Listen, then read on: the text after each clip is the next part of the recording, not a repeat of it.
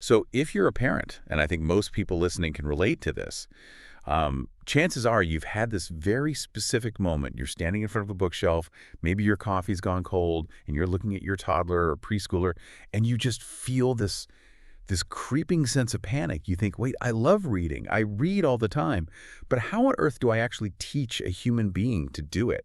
It is the absolute classic parenting paradox, isn't it? We do it effortlessly every single day, scrolling our phones, reading signs, books, but trying to break it down for a learner, that is a completely different beast. It really is. And the advice parents usually get is so polarizing. It's either super vague, like, oh, just read to them, it'll happen, or it's completely overwhelming. You've got expensive curriculum, subscription boxes, flashcards. Exactly. You feel like you need a PhD in linguistics just to get through a bedtime story without, messing up your child's entire future.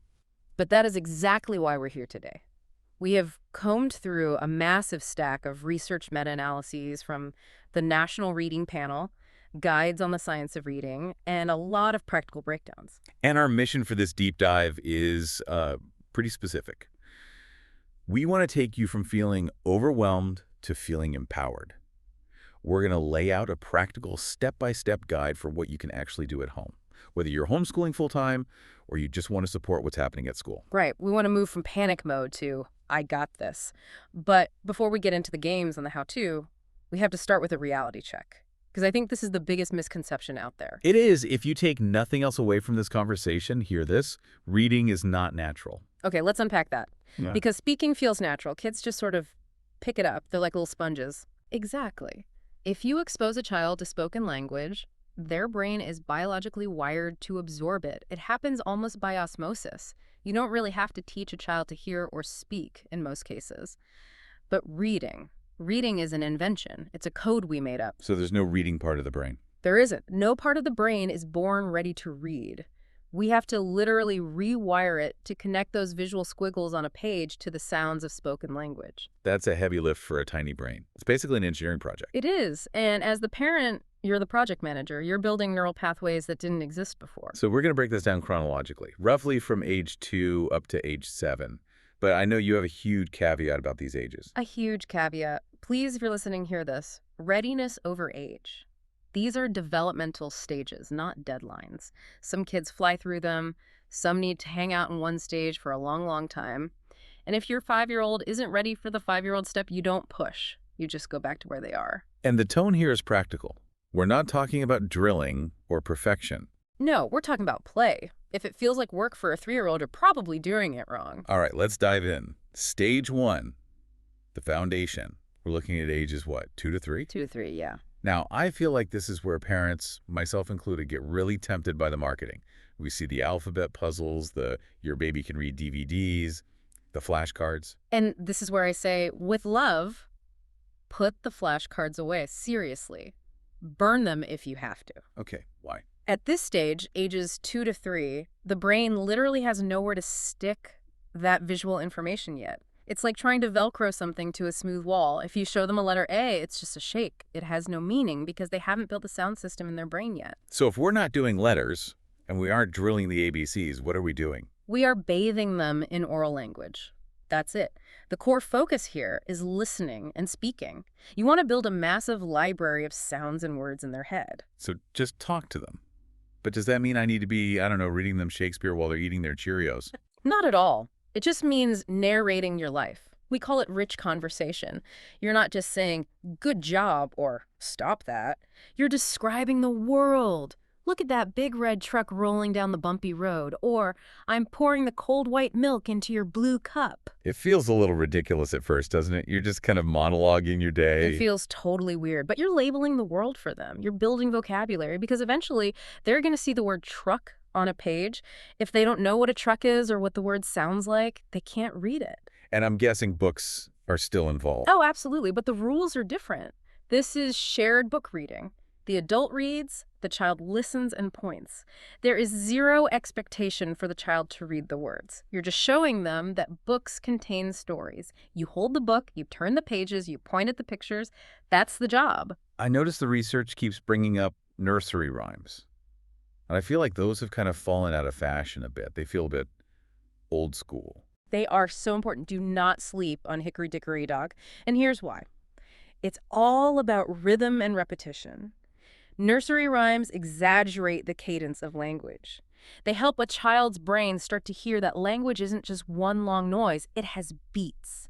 It has patterns. So that simple Humpty Dumpty sat on a wall is actually doing some heavy lifting in the brain. It's foundational neural architecture. You're training the ear to anticipate the next sound. Okay, so age 2 to 3 is about soaking it all in.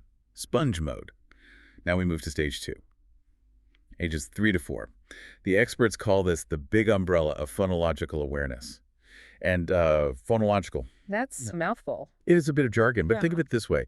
Phonological awareness is just the understanding that spoken language can be chopped up into smaller parts. It's the big umbrella because it deals with the big chunks of language. Big chunks like sentences. Exactly. Sentences into words, words into syllables, and eventually recognizing rhymes. And the most critical thing for parents to know about this stage, it is still entirely auditory. You could do this whole stage in the dark. So still no letters, even at 3 and 4. No letters required. In fact, introducing letters too early can actually distract from the goal, which is training the ear. If they're looking at the squiggle, they stop listening to the sound. Okay, so give me some games. If I'm a parent with a 3-year-old and I want to work on this, what are we playing? Start big. Word awareness. Say a sentence like, "The dog barks," and ask the child to count the words. Can they hear that there are 3 distinct units? That sounds so simple to us, but for a toddler, language just sounds like the dog barks. One big stream of sound. Exactly. Breaking that stream is a huge cognitive leap. Once they get that, you can move to syllables. This is the classic clapping game. You clap out their name, Jessica. 3 claps. Benede. 3 claps. Okay, I have to ask, what if they just clap for every single letter, like B-A-N-A-N-A? That happens all Right. the time. And that's a sign they don't quite get the rhythm yet. You just gently model it again.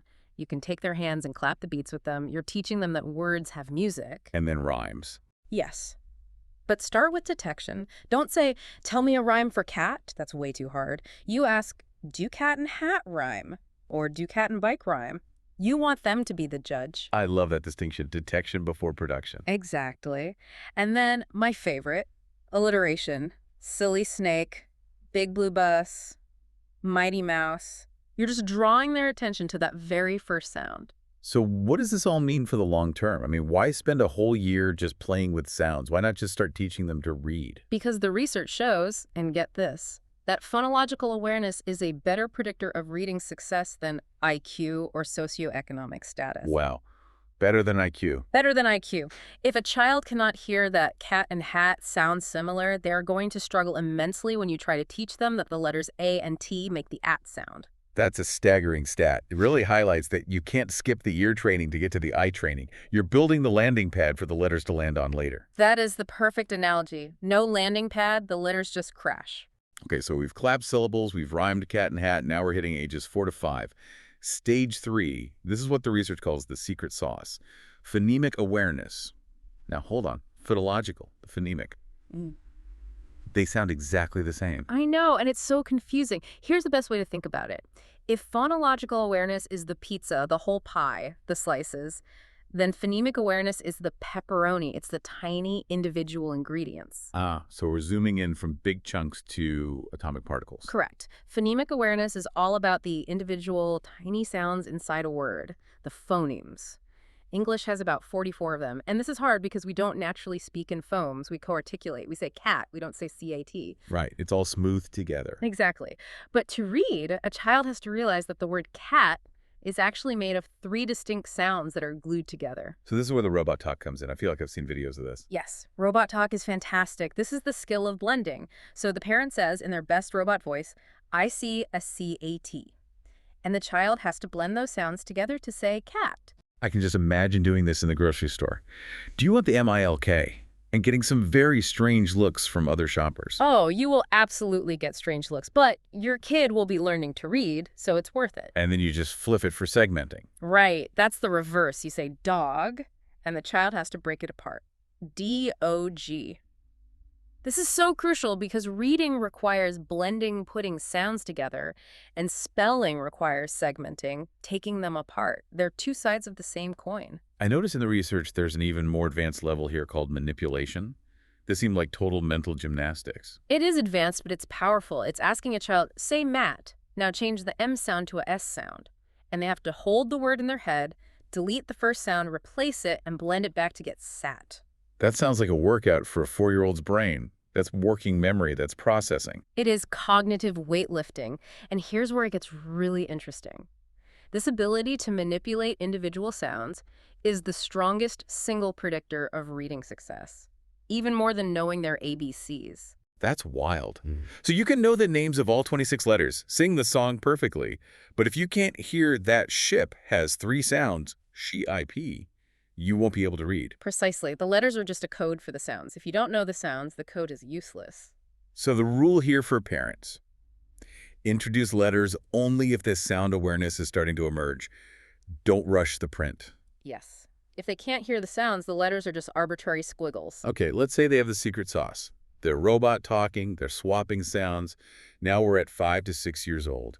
Stage 4, phonics. This is where the rubber meets the road. This is it. This is where we finally connect the sounds they know so well to the print they see on the page. We call this matting. And the approach here really matters. The research mentions synthetic phonics. Now, synthetic makes me think of polyester suits. What does that actually mean in a living room? It sounds incredibly technical, but it's really simple. Synthetic here just refers to synthesizing or blending.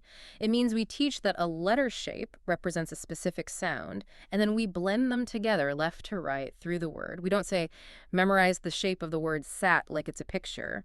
We teach S-A-T and synthesize them. S-A-T, sat. So we are building the word from the bottom up every single time. Exactly. Now, one thing that really stood out to me in the sources, and this is a hill I know a lot of reading experts will die on, is the warning against guessing. This is the big one. And it's a trap that so many parents, and for a long time, many schools, fell into. You see a child struggling with a word in a book. Let's say the sentence is, the horse ran. The child gets to horse and stops. The instinct is to say, look at the picture. What is that? What would make sense there? Right. The picture of a pony, so maybe the word is pony. Exactly. And let's say the child looks at the picture and shouts, pony! And the parent says, close enough. Good job. You have just told a child that reading is about looking at pictures and guessing. You've taught them to bypass the actual words on the page. You're teaching them to act like a reader, not to actually read. That's a perfect way to put it. You are short-circuiting the entire process. When they get to 4th grade and there are no pictures, they hit a wall. So if they get stuck, what should a parent say? You want to help them? You don't want them to cry? You say, look at the letters. What sound does that first letter make? They say H. Okay, what's next? You prompt them to decode the word sound by sound, even if it takes 10 seconds. And this connects to the type of books we should be using. Yeah. The sources talk a lot about decodable texts. Yes. If you hand a beginning reader a standard library book, it might be full of words like kangaroo and beautiful. They can't sound those out yet. They have no choice but to guess. A decodable text is written specifically to contain only the sounds the child has been taught. So it's like a controlled environment. We just learned at and in, so the book is the cat is in the hat, or something like that. Exactly. It builds trust. The child learns, I can rely on these letters to tell me the answer. I don't have to guess. Okay, so they're cracking the code. They're sounding out S-A-T and P-I-G. But let's be honest, it is painful to listen to. It is so slow. It's laborious. Which brings us to stage 5, ages 6 to 7. Fluency in this term, orthographic mapping. This is the holy grail. This is how we move from sounding out every single letter like a robot to just reading. And a lot of parents, I've been guilty of this, think this is where sight words come in. You know, you get the list from school, the Dolch list. Just memorize the, back to the flashcard. This is probably the biggest misconception in reading instruction today. From a science of reading perspective, we do not memorize words visually, like pictures. We don't look at the word chair and store it like a photograph of a chair in our brain. Wait, really? Because I feel like I recognize words instantly. I'm not sounding out CH air right now. You do recognize it instantly, but not because you memorized its shape. You recognize it because of orthographic mapping. Okay, that is a dense term. Let's unpack that. What is orthographic mapping? Think of it like a barcode scanner in a grocery store. When you're a beginner reader, you're the cashier typing in the numbers manually. Key.cat. It's slow. But once you have successfully sounded that word out a few times, your brain creates a permanent bond between the letter sequence and the sound sequence. It creates a barcode. And once the barcode is there, You just scan it. Beep, cat, beep, house. It becomes instantaneous. But, and this is the key, you can't create the barcode by just memorizing the shape. You create the barcode by decoding it. that's a huge paradigm shift. So drilling flashcards visually, just look at it and say it, doesn't create that barcode. No. It creates a fragile visual memory that falls apart when words start looking similar. To map a word, you have to sound it out, even for those tricky sight words. But what about a word like said? S-A-I-D. That doesn't follow the rules. It should be S-A-D, right? True, but parts of it do. The bed's sound is regular, the dead sound is regular, it's just the middle part that's weird. So you tell a child, look, the S and D play by the rules, the AI is being a little rule breaker today, it's making the A sound. You map the parts that work, and you just have to remember the irregular heart of the word. So you still analyze the word, you don't just swallow it whole. Exactly. And for a typically developing reader, it only takes 1 to 4 exposures decoding the word correctly for it to get mapped. Only 1 to 4 times. That's really fast. It's incredibly fast once that wiring is in place. And this leads to fluency. Speed plus expression. Yes. And the reason we want fluency isn't just so they can win a speed reading competition, it's about brain bandwidth. Right. If I'm spending 100% of my brain power decoding SPLASH, I have 0 brain power left to understand that the sentence was about a splash. Exactly. Fluency frees up the CPU so the child can focus on comprehension. That's why we practice rereading the same books, to build that speed and automaticity. And writing plays a role here too, right? I feel like writing often gets treated as a completely separate subject. A huge role. Reading and spelling are 2 sides of the same coin. When a child writes a word, they have to segment the sounds and then write the letters. It just reinforces that mapping process from the other direction. So if I'm sitting with my 6-year-old, having them write out the words they're learning to read is actually doubling the effectiveness. Absolutely. It locks it in. It deepens the memory trace. Okay, we have covered a huge arc here. From narrating red trucks at age 2 all the way to orthographic mapping and barcode scanning at age 7. But I want to circle back to the parents who are listening, who might be thinking, my kid is 5 and can't blend yet, or my 7-year-old still sounds everything out. And that is the reality check. Progress is not linear. It is not a straight line up. It feels more like steps and plateaus. Right. Sometimes it feels like steps, plateaus, and falling backwards down the stairs. Some children take much longer to master specific stages. That blending stage getting from CAT to CAT is a classic sticking point. It's a huge cognitive leap. And if they get stuck there, Yeah. if they just stare at you and say CAT elephant, You pause. You don't panic. You definitely don't rush to phonics or harder books. You go back. You go back to the oral games. You keep playing with sounds. You just wait for that brain to click. and that really is the beauty of doing this at home, the home advantage. For sure. In a classroom of 30, the curriculum train keeps moving. The teacher has to get to Unit 4. At home, you can say, you know what? We are not ready for Stage 4. Let's just hang out in Stage 3 and play robot games for another month. That flexibility is gold. It just takes all the pressure off. You aren't behind. You're just where you are. It does. And remember, the goal isn't to have a child who has memorized a stack of flashcards by age 4 just to impress the grandparents. That looks like reading, but it's fragile. It's a house of cards. We want a brick house. Right. The goal is to build the neural infrastructure, the wiring, to process the code of written language. And that takes time, but once it's built, it's solid. It lasts a lifetime. I love that. So to recap our mission here, focus on sounds first. Start with the ears, not the eyes. Play with language rhyme, clap, sing. Introduce letters only when they can hear the sounds, and never ever ask them to guess based on a picture. That's the recipe. It's simple, but it's disciplined. So what this really means for us as parents is we can stop worrying about falling behind and start focusing on the specific skill our child needs right now. It connects right back to that idea of empowerment. You're not just teaching a skill. You are literally shaping their brain. You're changing the physical structure of their mind. Before we go, I want to leave the listener with one last thought. We often talk about the magic of reading. Watching a child suddenly unlock a book, it feels magical. It feels like a miracle. It does. But what's truly provocative is realizing that the magic isn't magic at all. It's biology.